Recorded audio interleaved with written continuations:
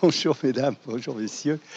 Euh, je suis très heureux d'être parmi vous, d'avoir été invité au départ par Dimitri et puis Xavier, et puis je connais bien Fabien, euh, qui pourra vous dire ce qu'il en pense de notre enseignement. Donc je suis André Picot. J'ai eu au départ, il y a bien longtemps, une double formation. J'ai fait le Conservatoire des Arts et Métiers et j'ai fait une formation en chimie et en biologie. Donc j'avais un double diplôme de chimie-biologie et à l'époque personne ne parlait de ça, c'est de l'interface. Et ça m'a amené effectivement à m'intéresser à une branche de l'interface qui est celle des effets néfastes des produits chimiques sur les organismes vivants ou sur l'environnement. Oui. En fait, on a fait une bêtise. On a présenté les conférenciers et en fait, on aurait voulu les inviter à prendre place en fait, sur la table. Installez-vous. De manière. Non, mais ils sont mieux là parce qu'ils peuvent regarder l'écran. Ah, ils peuvent faire. Oui, c'est toujours une grosse erreur de mettre les conférenciers là. D'accord, non, mais c'est une erreur. En fait, c'est une erreur. Non, en fait, à chaque fois, je suis obligé de me déplacer, moi. Donc, s'il y a des questions, eh ben, s'adresser à d'autres conférenciers, n'hésitez pas. Il y a des micros sans fil. Non, non, non. Oui, non, non. Comment vous me préviendrez quand il me restera, je sais pas moi, 10 minutes. D'accord. J'ai demandé à Fabien de surveiller. Ouais, voilà. Donc, je vais terminer rapidement. Sortant donc d'une école dans le quartier latin, donc c'était quand même sympa à Paris. J'ai intégré un groupe pharmaceutique français qui était le groupe Roussel-UCLAF, qui était spécialisé dans les hormones.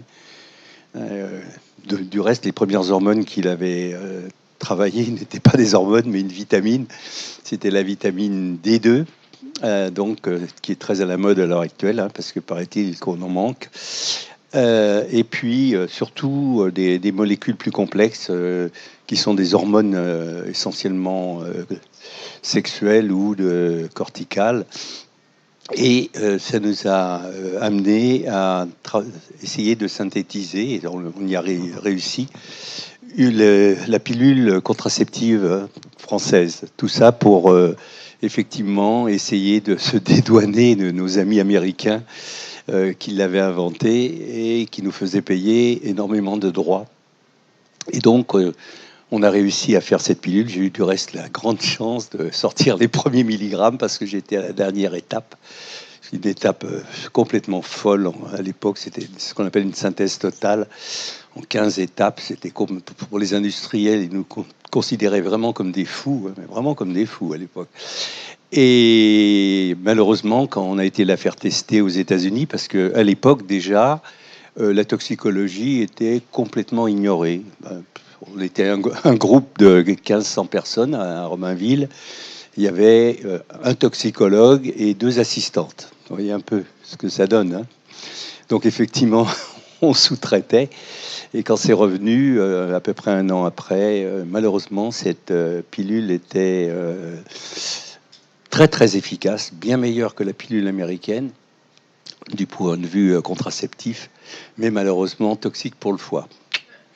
Alors là, dur, hein, c'était une pilule amère, je peux vous le dire. Et parce qu'on a travaillé pendant 5 ans au moins sur ce projet. C'était complètement fou, quoi.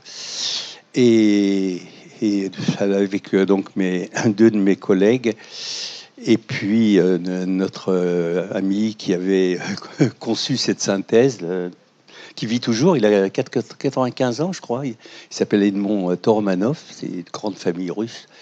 Et il est conseiller du gouvernement chinois pour la contraception à l'heure actuelle, 95 ans. Je ne sais pas si vous voyez, mais c'est quand même assez extraordinaire. Et donc, on s'était posé la question, quand même, regardant la structure de cette molécule, on aurait dû penser qu'elle allait interagir avec les molécules biologiques. Et donc, une des possibilités, hein, ça pouvait être bénéfique, mais ça pouvait être aussi néfaste. Et malheureusement, c'est ce qui nous est arrivé. Donc, avec mes collègues, on a essayé de lancer ce concept donc de la toxicochimie, qui était, lorsqu'on a une entité chimique, quelle qu'elle soit, en la regardant sa structure, surtout dans l'espace, si on a la possibilité, eh bien, on peut envisager son interaction avec des cibles biologiques, étant entendu, bien entendu, que ces cibles biologiques ne sont faites aussi que de produits chimiques. Par ailleurs, la molécule la plus abondante dans notre organisme, c'est l'eau. Et donc, toute la chimie de la vie se passe dans l'eau, ou à l'interface de l'eau et des lipides, par exemple. Mais c'est toujours dans l'eau. Et donc, on a lancé cette idée de toxicochimie. Alors, passé totalement inaperçu en France. Hein. On a fait des publis dans la revue de la Société française de chimie, l'actualité chimique. 3 mois après, les Américains avaient créé une société, Toxico-Chemistry. 3 mois plus tard, ils avaient une revue, Journal of Toxico-Chemistry, qui existe toujours. Et ils ont appliqué l'informatique à notre approche, qui était une approche vraiment assez rudimentaire, en fait, qu'on connaissait déjà pas mal. Par exemple, au niveau de l'environnement, les Canadiens avaient déjà beaucoup travaillé sur ce qu'on appelait les relations structure-activité. Et donc, ils étaient déjà pas mal en avance, mais essentiellement dans le domaine de l'environnement et un peu du médicament. Donc voilà, un petit peu là. Alors après cette vraiment défaite scientifique majeure pour nous. Alors pour Roussel, ils s'en sont ressortis parce qu'après, les biologistes ont repris ça. Ils ont trouvé que parmi tous les dérivés qu'on avait faits, il y en avait un qui était très intéressant, mais il était non pas contraceptif, mais abortif. Alors, ça aussi, ça s'est jamais su. Les chimistes ont refusé de continuer cette synthèse. Parce que c'est un problème d'éthique, hein, quand même. On est scientifique, mais on peut avoir quand même une certaine éthique. Et donc, c'est reparti aux États-Unis, c'est revenu, c'est vous savez, la fameuse pilule du lendemain, le RU, là. Voilà. Et donc, on a été un certain nombre, un peu écœurés, partis. Je suis venu au CNRS. Et là, ça rejoint un peu vos préoccupations. Quand je me souviens comment on travaillait chez Roussel, où si on avait besoin, par exemple, d'utiliser du benzène, il fallait demander l'autorisation du directeur. Et ce directeur était un petit bonhomme avec un chapeau. Quand on allait le voir et qu'on le contrariait, il prenait son chapeau, il le jetait par terre et il piétinait. Donc on n'allait jamais le voir. C'était le professeur Véluz, c'était extraordinaire, un médecin militaire, vétérinaire en plus. Il avait la passion des chevaux, il avait fait veto en plus de médecine et pharmacie, je crois. Mais bon, pas très commode. Donc, on a été un certain nombre à quitter, et moi je suis venu au CNRS. Et c'est là que, voyant comment mes collègues qui étaient tous des pharmaciens, des médecins, travaillaient par rapport à la façon dont des jeunes femmes travaillaient, par exemple, on était dans l'Institut de chimie des substances naturelles, hein, qui a son actif 2 médicaments majeurs quand même dans le domaine du cancer. Eh bien, ces jeunes femmes qui manipulaient le benzène dans des seaux de 25 litres, vous voyez, et puis ils montaient sur des tabourets, ils mettaient ça sur des colonnes de chromato, ahurissant. Je me suis dit, là, il y a comme Pierre Delmar, hein, il y a quelque chose à faire, quoi. Donc j'ai entrepris des croisades dans les différents organismes de recherche, et puis après, dans l'industrie aussi, je suis retourné beaucoup chez Roussel, chez Rhône-Poulenc, chez Sanofi. Voilà, même chez Servier. Oui, donc j'avais fait toute la... Et puis le CEA, etc. Et puis j'ai eu l'occasion de faire, après, à travers un organisme qui s'appelait l'Orstom, et qui est devenu l'IRD, j'ai parcouru un peu le monde, hein, donc pour essayer de leur dire que la chimie, c'était très très bien, mais il fallait quand même, si on voulait vivre suffisamment de temps, essayer de prendre un certain nombre de précautions pour soi, mais aussi, ce qui est à mon sens encore plus important, pour sa descendance. Voilà un petit peu. Et puis en même temps, on a donc développé la formation au Conservatoire des Arts et Métiers. On a fait une association, donc association qui s'appelait Association de Toxicologie CNAM à l'époque. Alors vous verrez dans les plaquettes que Jennifer vous a préparées, il y a un peu un historique.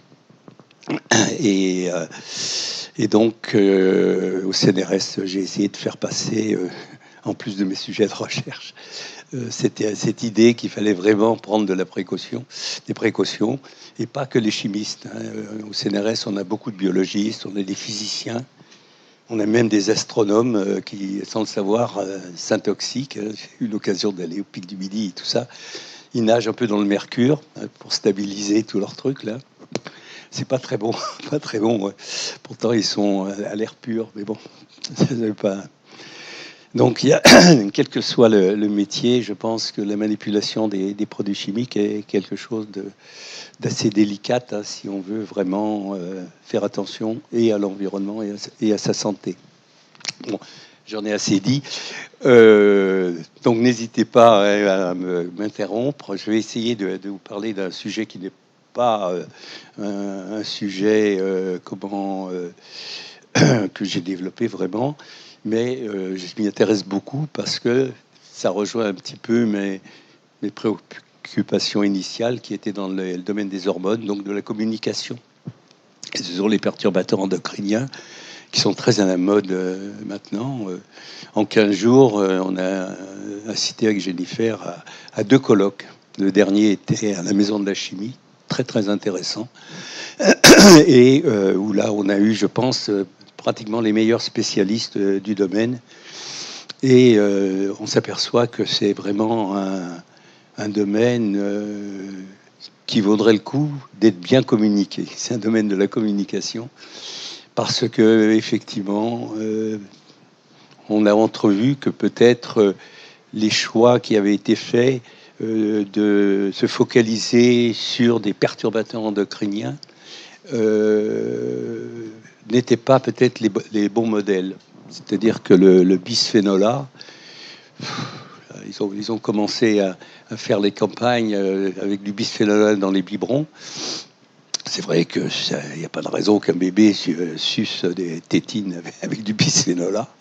Mais bon, c'est peanuts, quoi. Ouais. S'il a la chance de téter sa maman, c'est 1 million de fois la dose. Hein. Ça, c'est naturel.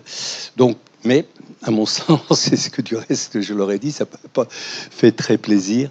Mais comme il ne me parlait que de produits organiques, alors c'est ma spécialité, les produits organiques, mais j'aurais dit, le vrai problème n'était pas là.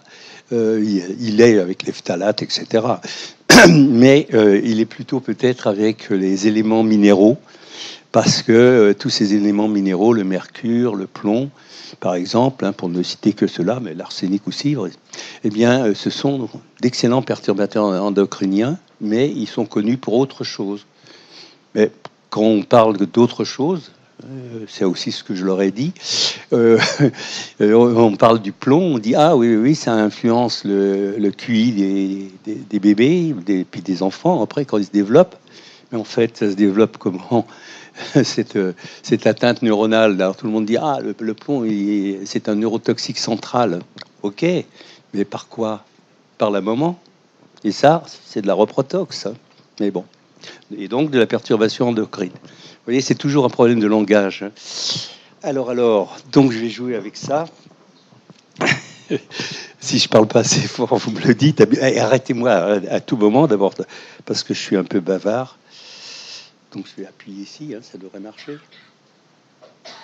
Voilà, donc on va passer très très vite hein, sur des généralités et je m'arrêterai surtout pour vous donner quelques exemples hein, à partir de 7. Alors, voilà, alors, pourquoi ça? J'ai toujours été admiratif des travaux de nos prédécesseurs qui étaient Homo sapiens, bon, un peu néandertal aussi, hein, 5% peut-être. Mais bon, surtout Homo sapiens, qui nous a laissé des œuvres extraordinaires, extraordinaires, extraordinaires. Ils utilisaient là justement des produits minéraux, mais comme ils avaient viré les ours là qui étaient dans les cavernes où ils étaient, qu'ils avaient tués, ils avaient récupéré la graisse, puis ils avaient mis ces pigments qui étaient à leurs pieds en général, et ils avaient inventé la peinture à l'huile. Hein. C'est comme ça, hein. C'est la peinture à l'huile, ça. Et donc, c'est extraordinaire. Hein. Ça, c'est les chevaux pommelés, donc dans la vallée du Lot, à Pêche-Merle. C'est un truc qui fait, je crois, 7 mètres ou quelque chose comme ça. C'est fabuleux, fabuleux, fabuleux. Et comment j'avais écrit un truc, c'était les premiers cours que l'on faisait là-dessus pour dire que l'homme de tout temps s'était intéressé aux produits chimiques, et j'avais montré ce que j'avais écrit à Yves Coppens, là, vous savez, l'homme de Lucie, et il m'avait dit moi je crois que c'est pas ça que les premiers hommes ont utilisé comme produit chimique. Et je crois qu'il a tout à fait raison. Il m'a dit il fallait qu'ils se reconnaissent, et donc il se passait des pigments, les mêmes, sur la peau, hein, pour se reconnaître. Donc vraisemblablement. Et c'était un grand sujet hier. On a un de nos collègues, là, Jean-François Narbonne, qui a lancé un cri d'alarme en disant que toutes ces grandes modes, vous savez, du tatouage, ça pouvait peut-être être très, très dangereux. C'est vraisemblable. On rejoint exactement ça, hein. 25 000 ans de différence quand même. Vous voyez, c'est, du point de vue philosophique, c'est très très intéressant. Bien, alors on ne va pas parler de Pêche-Merle, alors que ce serait un sujet intéressant. Mais... Alors ça, c'est une diapo de mon collègue Barouki, qui est un des meilleurs toxicologues à l'heure actuelle, il travaille à la fac de médecine de Paris, et qui dit, en fait, on n'est pas très différent là, de ce petit ver là, qui est un des modèles pour les biologistes, hein, puisqu'il a, lui, à peu près 20 000 gènes. Et nous, là, Dany, là, qui parle toujours d'écologie, il y en a 25 000. Bon, on s'est beaucoup dégradé, parce qu'avant, on pensait qu'on en avait 100 000, mais paf, on est descendu à 25 000. Et il y a des plantes qui en ont beaucoup plus. Donc, vous voyez... c'est quand même, effectivement, il faut rester modeste. Alors, la stratégie, si vous voulez, qu'on a développée pour essayer de raisonner à travers la toxicochimie et l'écotoxicochimie, c'était de se dire que, en fait, c'est une relation de produits chimiques en général qui sont relativement simples, en général, hein, faut toujours être en général, avec des produits chimiques qui sont dans des structures plus complexes, mieux organisées, et qui constituent donc le monde vivant. Et comme je vous l'ai dit, ce monde vivant est fait d'eau, mais pour se reproduire, pour apporter des messages, eh bien, pour se reconnaître, etc., on a besoin de molécules beaucoup plus complexes. Donc, c'est toujours cette interaction. Donc c'est une communication. On communique, et si on se reconnaît, eh bien on se parle. Puis effectivement, si on est des gens qui avons un lourd passé entre nous, eh bien on se tape dessus. Alors se taper dessus, c'est des effets toxiques. C'est aussi simple. Mais en général, bien entendu, l'organisme ne se laisse pas faire. Et donc il essaye de se défendre. Et c'est pour ça qu'il faut toujours, en général, une certaine dose, et puis un certain temps. Et puis avoir, bien sûr, des moyens de défense efficaces. Et contrairement à ce que disent justement les grands promoteurs des perturbateurs endocriniens, que, en fait, ce que racontait Paracels, vous savez, qui était un alchimiste, mais il était dans la région qui actuellement est la Suisse, ça dépendait du duché allemand sûrement à l'époque. Donc il faisait de l'alchimie, c'était très très mal vu, surtout en Suisse, là on brûlait facile. Et donc il avait fait en même temps des études de pharmacie donc, et de médecine. donc ça le protégeait. Et c'était un grand philosophe. Bon, il racontait des fois des choses un peu bizarres, mais c'était un très grand philosophe. Il avait dit, la dose fait le poison. Et il y a des tas de... hein, il y avait un jour dans Le Monde, une double page, hein, en gros, c'était Paracelse s'est foutu dedans, quoi. Non, pas du tout, pas du tout, pas du tout. La seule chose, c'est que c'est une autre façon d'intervenir par la communication, mais n'empêche qu'il faut une dose minimale pour faire un effet. Hein. Ça, c'est évident. Mais bon, ça encore, c'est des querelles. Hein. Bien. Et donc, alors bien entendu, quand on applique ça à l'environnement, ça vient donc de l'écotoxicochimie. Alors, donc voilà exactement ce que je viens de vous dire. Et la résistance de l'organisme, vous voyez, c'est cette grande flèche, là, avec toutes ces étapes. Et la dernière étape étant, bien entendu, nos systèmes de reconnaissance du soi et du non-soi. Parce que si on a des cellules anormales, par exemple dans le cas de cancer, eh bien, quand on ne les reconnaît plus, hein, et qu'elles vont se mettre à proliférer, qu'on ne sait plus les détruire, eh bien, on va développer un cancer. C'est notre système immunitaire qui s'effondre. Et ça, c'est très, très important. Et beaucoup de recherches à l'heure actuelle se continuent sur une meilleure compréhension de ce système de défense. Très, très important. Donc là, il y aura toute une série de diapos que j'ai emprunté à notre collègue et ami, donc Marie-Chantal Cavininck, qui travaille pas très loin d'ici. Elle travaille à l'INRA de Dijon. Elle travaille sur des sujets sensibles, donc vous pouvez imaginer qu'elle n'est pas très, très bien vue. Mais c'est une des meilleures spécialistes en France de ces problèmes. Et elle a été une des toutes premières à s'intéresser à ça. Et elle a essayé un peu de globaliser un peu cette approche, en particulier en disant que toutes ces hormones, qui sont surtout très connues, si vous voulez, à partir, par exemple, dans le domaine des stéroïdes, des hormones sexuelles ou des corticoïdes. Les fameux corticoïdes, vous savez, c'est la cortisone, qui rend toujours de très grands services, mais qui est quand même très dangereuse, à longue échéance. Eh bien, toutes ces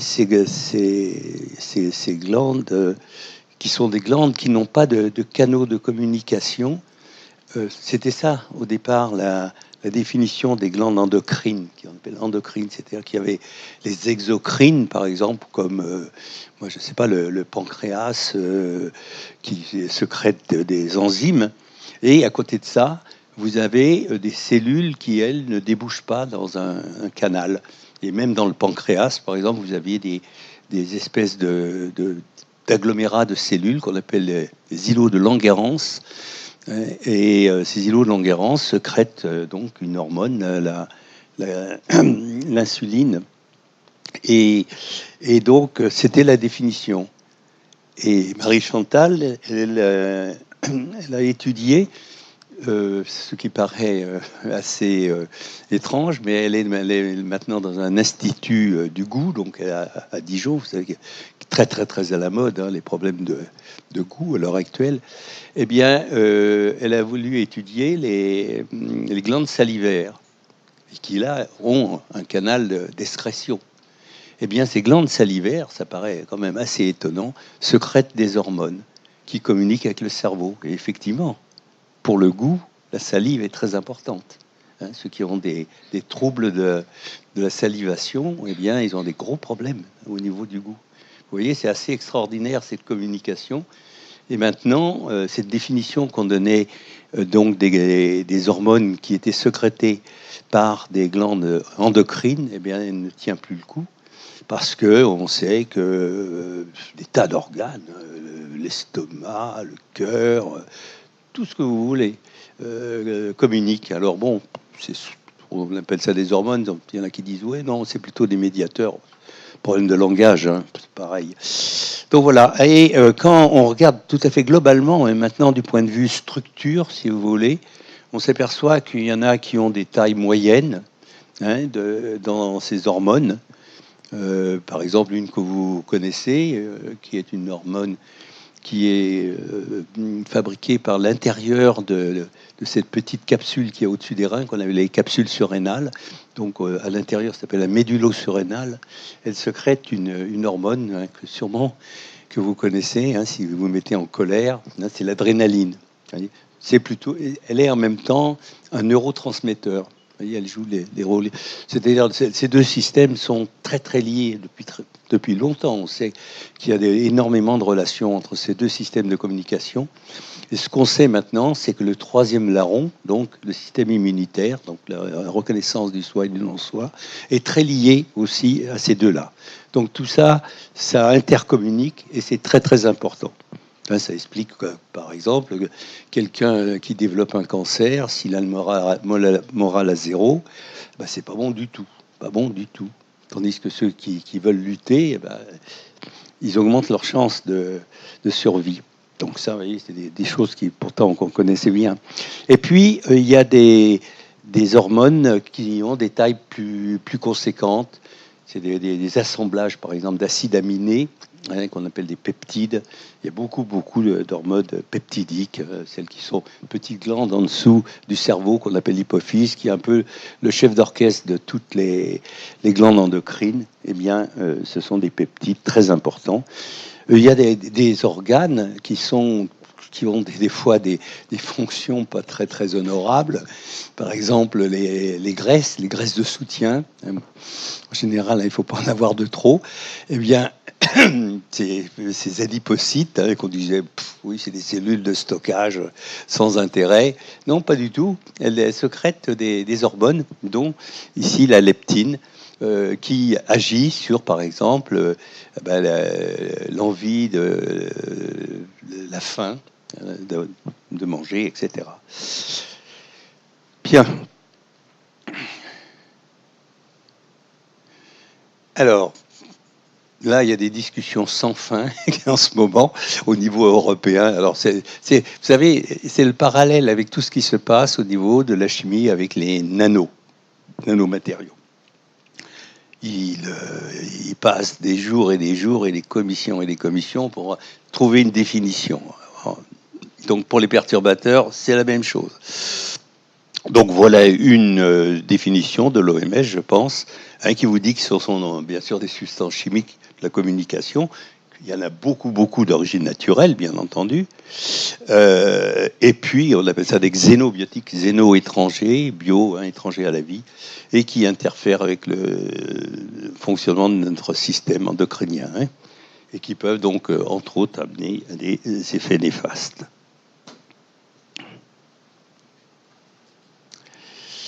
Donc, on a vu toutes ces glandes endocrines. Alors, bien entendu, celles qui sont très très connues, ce sont l'hypophyse, dont je viens de vous parler. À l'heure actuelle, une glande qui nous donne de gros soucis, c'est la thyroïde, parce que on avait pratiquement tout centré sur les perturbateurs du système reproducteur. Et donc, on avait négligé cette glande qu'on a à la base du cou, qui est très très importante parce que au moment du développement fœtal, c'est elle qui va conditionner le développement après du futur bébé. Donc, c'est très très important, en particulier son système nerveux. Donc, c'est très très important, cette thyroïde. Et puis, il y a d'autres petites glandes, toutes petites. Si on les enlève, on meurt dans les heures qui suivent, vous voyez. Thyroïde, non, mais les petites glandes, là, qu'on appelle les parathyroïdes, et qui régulent la fixation du calcium, par exemple.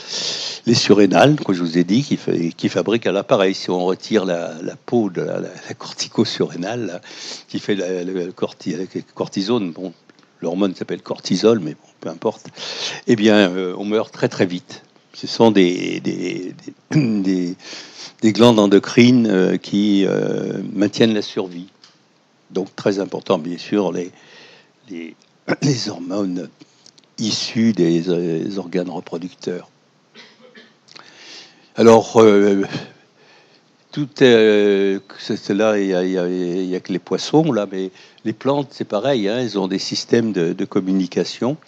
Eh bien, en général, on a à peu près les mêmes types d'hormones, mais très souvent, ils n'agissent pas sur les mêmes sites, ni aux mêmes périodes, etc. Donc, le modèle animal, bon, est intéressant, hein, comme toute expérimentation animale, donne quand même des idées sur ce qui peut se passer, mais il faut être extrêmement prudent, hein.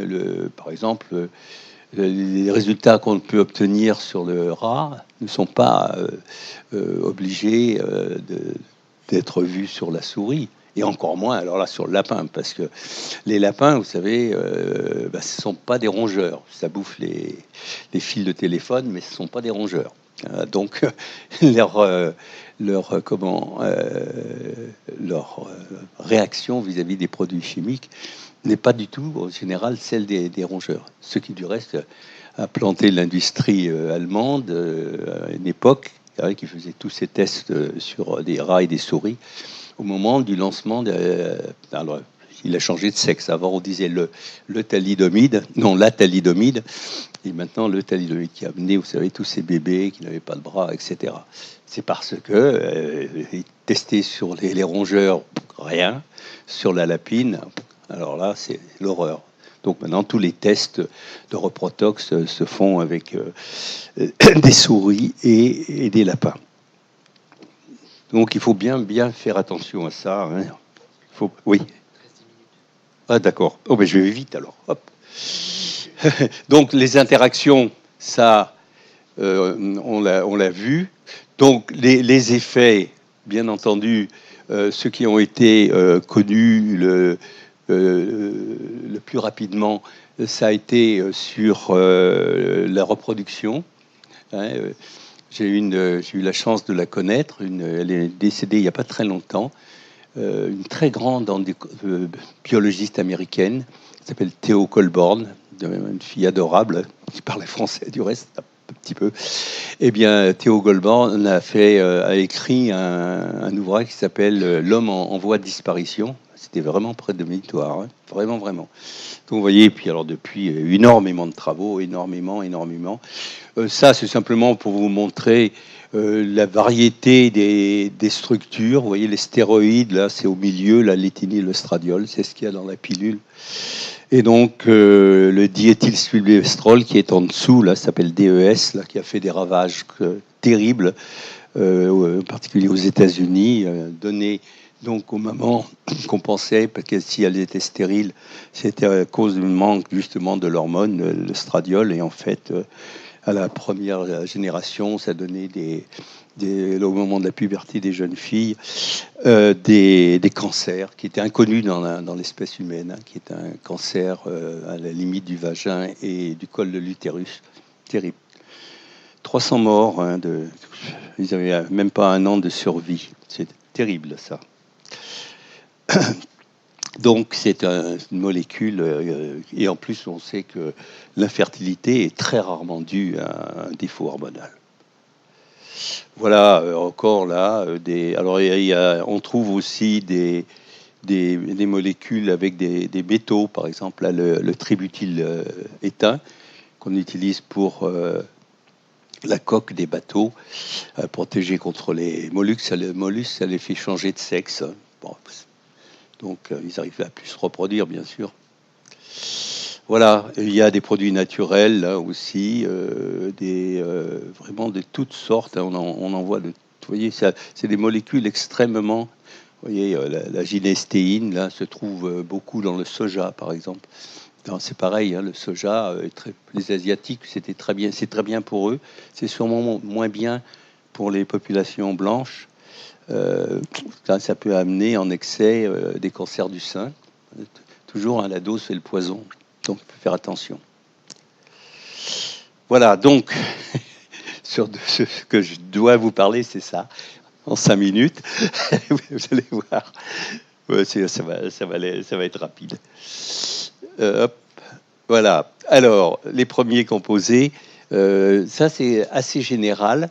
on pouvait s'en douter parce que l'hormone féminine, une des deux hormones féminines, celle la féminisante là, qui s'appelle du temps de chez Roussel, on appelait ça la folliculine.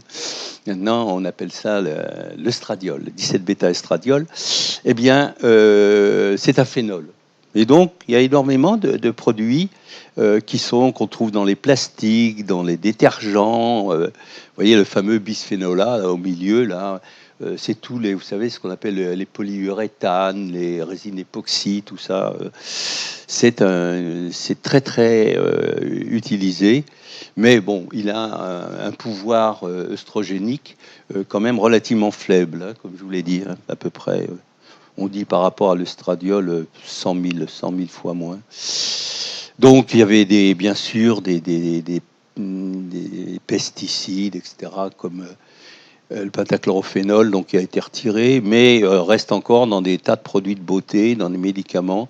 Celui que vous voyez qui est marqué triclosan, là, c'est un antiseptique. Bon, pas très sympathique, hein, il devrait le retirer, celui-là.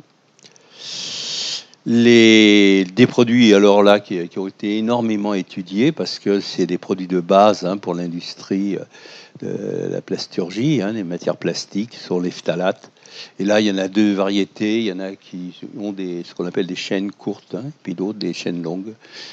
Surtout ceux qui sont très très embêtants, c'est ceux qui ont des chaînes longues là. Donc il faut essayer de remplacer. Et alors là aussi, c'est quelque chose qui est malheureusement un peu commun, c'est que quand on a une famille de produits chimiques, eh bien, on met tout dans le même sac. Et ça, les industriels, ils sont pas du tout contents parce que il y a des phtalates qui n'ont aucune propriété endocrine, hein, aucune. Donc c'est quand même, on a fait la même chose. À chaque fois, j'ai des ennuis là, avec mes copains là, qui se battent contre ça. Ils mènent des campagnes énormes contre les parabènes. Les parabènes, le méthyle et l'éthyle, les premiers termes, toujours les termes courts. C'est ce qu'on trouve dans les plantes, c'est les antioxydants des plantes. Il y a longtemps qu'on serait mort si vraiment c'était si dangereux que ça. Mais non. Par contre, effectivement, si on augmente la chaîne, si on fait propyl, butyl surtout, là, ça devient effectivement des perturbateurs. Bon, bah, l'industrie, il aurait simplement changé de butyl à méthyle, il n'y avait pas de problème. Non, on met tout dans le même sac. C'est vraiment n'importe quoi. Mais bon, c'est comme ça. Il y a de tout, des trucs les plus simples, hein, des hydrocarbures, par exemple l'hexane. Hein, chez le ramal, il diminue le taux de spermatozoïdes. Donc, vous voyez, c'est un perturbateur. Le toluène, hein, qui a été un grand solvant, eh ben, c'est pareil, il retarde le développement du fœtus, etc. Ceux qui ont été les plus étudiés sont les éthers de glycol, vous voyez, parce que ceux-là sont vraiment des très méchants, très très méchants. Là, c'est pareil, il y en a des méchants, et puis il y en a qui ne le sont pas du tout. Et là, ils ont été un peu plus intelligents. Ceux qui étaient beaucoup moins, là, ce qu'on appelle les éthers de propylène glycol, ont remplacé les éthers d'éthylène glycol. Alors c'est dommage que ce qu'ils ont fait avec ces éthers de glycol, ils l'ont pas fait ailleurs. Les produits azotés aussi qui sont très méchants, les amides, les composés, comme je vous ai dit, métalliques. Hein, donc, moi j'ai toujours dans la ligne de mire le mercure, le plomb bien sûr, mais en fait, je suis convaincu que celui qui est sûrement le plus vicieux, c'est le cadmium. C'est vraiment très vicieux celui-là, parce qu'il interfère avec tous les récepteurs des hormones sexuelles. Donc, pas terrible, pas terrible. Mais bon, il y a encore à l'heure actuelle peu d'études. Hein. Alors à partir du moment où c'est peu étudié, alors c'est vrai qu'on a énormément de... oui, ce que je leur ai raconté hier, c'est que c'est quand même intéressant. Le plomb, il y a plus d'une vingtaine d'années qu'il a été interdit dans l'essence, hein, remplacé par des aromatiques. Eh bien, on suit de très très près, hein, la pollution par le plomb. Elle diminue de façon régulière. À l'heure actuelle, il n'y a pratiquement plus dans l'atmosphère des grandes villes de plomb. Eh bien, comme il y a une corrélation entre le QI des enfants et la pollution par le plomb, on s'est aperçu que effectivement, le QI des enfants, hein, problème d'alimentation et tout ça étant égal, augmentait. Par contre, si vous prenez le cas du mercure, en France, on a toujours eu la passion des amalgames dentaires. Bon, on met 1 gramme de mercure. Il n'y a jamais eu de plomb là-dedans, hein. On appelle ça plombage parce que c'est gris. Alors, vous voyez un peu. Bon. Bon, par contre, il y a 1 gramme de plomb. Et puis le reste, c'est de l'étain, le cuivre, l'argent, tout ça. Si vous regardez 10 ans après, à peu près, en général, vous n'en avez plus que 500 à 600 milligrammes. Et si vous demandez à votre dentiste où il est passé, ben, il vous répondra qu'il n'en sait rien. Ben, vous lui direz que 80% est dans l'organisme, dont une grande partie dans le cerveau, dans les reins. Voyez, donc c'est pas bon, quoi, parce que quand vous avez du mercure dans la tête, hein, vous remuez la tête, ça fait gling-gling. Hein. Donc, pas bon. Pas bon, pas bon. Mais voilà, là, avec une de mes collègues qui, justement, travaille à Lyon maintenant, qui s'appelle Marie Grossman, depuis pratiquement 20 ans qu'on se bagarre pour que la France change son attitude, parce que c'était le seul pays en Europe qui bloquait à l'heure actuelle sur le mercure dentaire. Eh bien, on a gagné. Alors, c'est pourquoi qu'on a gagné? Eh bien, c'est grâce à l'histoire de lorsque le fils là, qui s'occupe des médicaments, la FSAP, a été dissous suite à tous ces problèmes que vous avez entendu parler sur les médicaments. Et à ce moment-là, la FSAP a dit « Ah bah oui, bah c'était un dossier qu'on gardait là comme ça, sous le coude. Bon, on change de position. » Et sans rien dire, la France a accepté de se joindre aux pays européens en disant qu'il fallait mettre quand même des restrictions. Alors, il y a des restrictions pour la femme enceinte, pour les jeunes enfants, etc. Mais il y a plein de personnes qui sont sensibles, tous les insuffisants rénaux, ceux qui ont des atteintes immunitaires, etc. Le mercure, c'est pas bon du tout, du tout, hein, du tout. Voilà. Donc, j'ai pas terminé là quand même. Hein. Vous voyez, hein, j'ai cavalé là. Donc, il y a d'autres produits qui sont alors des liaisons, c'est même pas des combinaisons, des liaisons des produits minéraux avec des produits organiques, hein, et dont certains sont des perturbateurs. Il y a par exemple, on a toujours dit que par exemple les dérivés du bore, c'était pas très très dangereux. Oui, c'est pas très très dangereux, sauf que maintenant les borates sont des perturbateurs endocriniens vraiment avérés.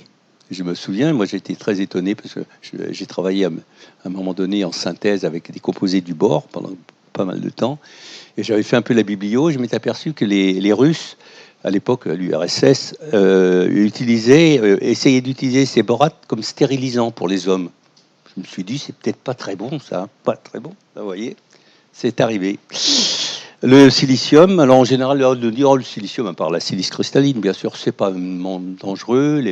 Les silicones, là, vous savez, qu'on utilise par exemple dans les prothèses mammaires, pas dangereux, oui, il faut qu'ils soient de bonne qualité quand même, hein, parce qu'il ne faut pas être comme l'autre fou, là, mettre des produits industriels hein, pour faire des prothèses mammaires, là, c'est quand même, c'est démentiel, hein, démentiel, hein, vraiment, il y a des gens, ils sont aucune responsabilité. Alors, dans ceux-là, il y en a qui sont cycliques, hein, qu'on appelle les siloxanes, et ça, c'est pas très bon, pas très très bon. Et puis, il y en a tout récemment des composés un peu particuliers du chlore, hein, des produits perchlorés, qui s'appellent les perchlorates, et qui interfèrent avec l'hormone thyroïdienne. Eh bien, vous allez me dire, mais on n'utilise jamais ça. Et si, on l'a beaucoup utilisé, alors bien sûr dans des conditions très particulières, parce que c'était dans les explosifs. Et vous avez des régions comme la Marne, la Haute-Marne et tout ça, où le sol est complètement perturbé par ces perchlorates. Vous voyez. Donc il faut y faire attention quand même. Hein. Voilà. Je pense que c'est tout, non? Oui, ça on l'a dit. Dérivé du fluor, voilà, c'est encore toujours les mêmes formules, les pesticides, bien sûr. Voilà, on retrouve notre ami Paracels, vous voyez, il avait une belle tête. Hein. Il a un nom, je crois, qui fait presque une page. Hein. C'est un nom latin. Et puis voilà Théo. Et donc, c'est la même chose. Hein. Lui disait que la dose faisait le poison, là, à la fin du Moyen-Âge. Et elle, il y a à peu près une quarantaine d'années, cinquantaine d'années, a dit que c'était quand même très grave, parce que si on continuait à s'intoxiquer, eh bien, ça poserait des problèmes. Alors pourquoi il y a des problèmes? C'est parce que ces perturbateurs endocriniens, ils agissent comme des messages. Les produits toxiques, en général, les toxiques directs, par exemple, vous prenez, je ne sais pas moi, le formaldéhyde. Hein, tout le monde parle du formaldéhyde. Ça amène des irritations, ça amène de l'asthme, donc des problèmes immunitaires. C'est parce que il agit sur les protéines de surface. Voyez. Et puis, il est capable de pénétrer dans la cellule, traverser la membrane nucléaire et aller interférer avec l'ADN et donner des composés d'addition, les adduits. Et ça entraîne des mutations. Donc, c'est un produit mutagène et cancérogène. Là encore, le modèle animal, il faut faire attention, parce que quand on fait respirer du formaldéhyde au rat, il fait un cancer des fosses nasales. Un rat, c'est en général un gros nez. Bon, l'homme, un peu moins. Mais surtout, l'homme, au contraire du rat, lui, il parle. Donc, 50% passe par le nez, 50% par la bouche. Et l'homme, lui, on a mis beaucoup de temps à s'apercevoir que le formaldéhyde donnait un cancer des voies au carrefour des voies nasales et des voies buccales, donc on appelle carrefour oropharyngé, et ça donne des cancers. Vous voyez, donc le modèle animal, il faut faire très attention. Eh bien, c'est sûr que pour l'instant, on n'a pas trouvé que c'est un perturbateur endocrinien. On trouvera sûrement, mais bon. Mais là c'est sûr et certain que c'est la quantité de formaldéhyde qui va entraîner ces cancers. Donc, il en faut une certaine quantité, comme je vous l'ai dit, et un certain temps. Par contre, pour les perturbateurs endocriniens, eux, ils n'agissent pas, ils vont pas modifier la structure de l'ADN, des protéines. Non, ils vont amener un message. Et ce message, il va avoir des conséquences après, par exemple, sur l'ADN. Eh bien, là, c'est assez normal. Ils vont agir comme les hormones, comme des messagers naturels. C'est-à-dire qu'ils vont agir, à très faible dose, ça agit pratiquement nanogramme. Hein. Donc, plus la dose, pas zéro bien sûr, mais des doses très petites vont amener des effets. Si vous augmentez la dose, eh bien vous saturez le récepteur, ça marche plus. Et donc les petites doses sont beaucoup plus efficaces que les grandes doses. C'est ça qui fait la différence. La deuxième différence, c'est que bien entendu, dans des périodes de l'organisme où l'organisme est, par exemple, saturé en hormones, hein, par exemple, une femme qui attend un bébé, eh bien là, ça change complètement les conditions. Ou le bébé qui va se développer après, ou à l'adolescence, ou à la ménopause, etc. C'est des périodes de la vie très différentes. Et donc, là, ces molécules-là auront un impact qu'elles n'auront pas, par exemple, sur d'autres périodes de la vie. Vous voyez, c'est ça qui change complètement. Et c'est simplement parce que, effectivement, les produits toxiques qui agissent comme des toxiques font de la chimie, tandis que les perturbateurs endocriniens font de la communication. Ça vous va? C'est simple en fait, hein, on en fait des montagnes, mais c'est très simple, très simple. Et effectivement, alors, je termine là, tout le problème est comment on va réglementer ça, parce que le fond du problème est là. Comment réglementer? Comme pour les nanos. Hein, qu'est-ce qu'on fait? Et là, c'est pas évident. Hein. D'abord, je suis pas du tout compétent dans ce domaine, mais là, c'est pas du tout évident, hein, parce que tant qu'on n'a pas défini réellement de quoi on parle, hein, parce que beaucoup, là, comme mon collègue et ami Jean-François Narbonne, il dit on doit traiter ça comme le reste. Il n'y a pas de raison. Et à mon sens, je pense qu'il a raison. On doit traiter ça comme le reste. Hein. Mais bon, c'est bien. Merci beaucoup. Peut-être que les gens ont des questions. Comment? Peut-être que les gens ont des questions. Si tu as du temps. Je ne sais pas si vous avez des questions, mais N'hésitez pas. Oui, je voulais savoir si les métaux lourds, par exemple, donc on a engrangés dans notre corps avec les années, sont quand même évacués ou alors ils sont complètement fixés dans notre corps à jamais, quoi. Comme on dit d'habitude, excellente question. Merci. Non, c'est vrai, en plus, c'est une très bonne question, particulièrement sur le mercure. Donc, je me suis, moi, intéressé beaucoup au mercure. En fait, quand on regarde ce mercure, d'abord, bon, c'est le mercure métal, vous voyez, ce sont des atomes, mais c'est un liquide et qui est, comme tout liquide, capable de passer à l'état de vapeur. Donc, les voies de pénétration vont être la voie respiratoire. La deuxième propriété qu'a ce mercure métal, qui est très rare pour les métaux, il est un peu soluble dans les graisses. Moralité, par exemple, quand il va être dans la cavité nasale, il va remonter le long du nerf olfactif et il va arriver directement au cerveau. Directement. Il n'est pas le seul, hein, le cadmium fait ça, le manganèse, etc. Les parfums, les parfums. On va chercher midi à 14h, mais les parfums, c'est ça. Hein, vous respirez des parfums, 2 secondes après, vous le sentez. C'est ça. Là, c'est exactement pareil. Eh bien, une fois qu'ils sont, admettons, une fois qu'ils sont dans le cerveau, ils vont attaquer. Alors, vous savez, les produits chimiques, ils sont quand même malins. Hein. Ils vont dans les endroits où ils ont à manger. C'est-à-dire que les neurones, c'est pas intéressant pour eux. Les ordinateurs, il n'y a pas à manger là-dedans. Mais par contre, ces neurones, ils ont besoin d'être nourris, puisque de toute façon, un ordinateur, il faut amener du courant. Donc, ils ont des cellules qu'on appelle des cellules gliales. Vous voyez, c'est comme de la glu. Il y en a des très jolies, qui sont en forme d'étoiles, par exemple, les astrocytes.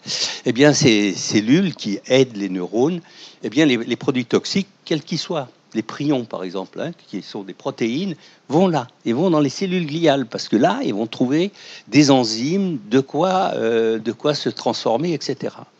Bien, une fois qu'ils ont fait leurs dégâts, c'est-à-dire que là, par exemple, ils ont dégradé les cellules gliales meurent, les neurones ne peuvent plus vivre puisqu'ils ne sont pas nourris, c'est les cellules nourricières. Eh ben, ils vont mourir aussi à leur tour, voyez. Et vous allez commencer par avoir mal à la tête, céphalée, et puis à long terme, ce qu'on va appeler, après, on appelle ça des encéphalites. C'est un nom gentil pour dire la maladie d'Alzheimer et compagnie, c'est ça. C'est ça que ça veut dire, c'est des démences. Bien, eh bien, vous allez me dire, alors là, une fois qu'elle a fait ses dégâts, qu'est-ce qui se passe? Alors là, c'est des problèmes de génétique. Je vous ai dit, la chimie et la biologie, c'est totalement lié. Nous avons des protéines, par exemple, vous prenez l'exemple du cholestérol, qui est bien connu, pour faire, par exemple, véhiculer le cholestérol. Là, c'est pareil, ce sont des protéines qui ont une partie lipidique, qu'on appelle des apolipoprotéines. Elles peuvent faire sortir le mercure. Mais selon votre génétique, vous aurez des protéines qui ont des fonctions soufrées, mais bon, peu importe, qui sont capables de le faire sortir. Et puis, vous avez des gens qui, du point de vue génétique, ces protéines ne sont pas actives. Donc, il va rester stocké. Ce qui fait que, par exemple, vous avez des personnes à qui on posera un seul amalgame dentaire, qui vont être malades à crever. Et puis, il y en a qui en auront 20 toute leur vie, ça ne leur fera rien du tout. Vous voyez? Parce qu'il y aura des molécules pour la faire sortir. Alors bon, après, c'est pas gagné, parce que quand ça arrive au niveau des reins, là, le mercure commence à faire des dégâts de retour. Vous voyez, tout n'est pas gagné. Donc, mais n'empêche que... Voilà. Allez. Vous êtes timide? Je vais vous parler d'autre chose, si vous voulez.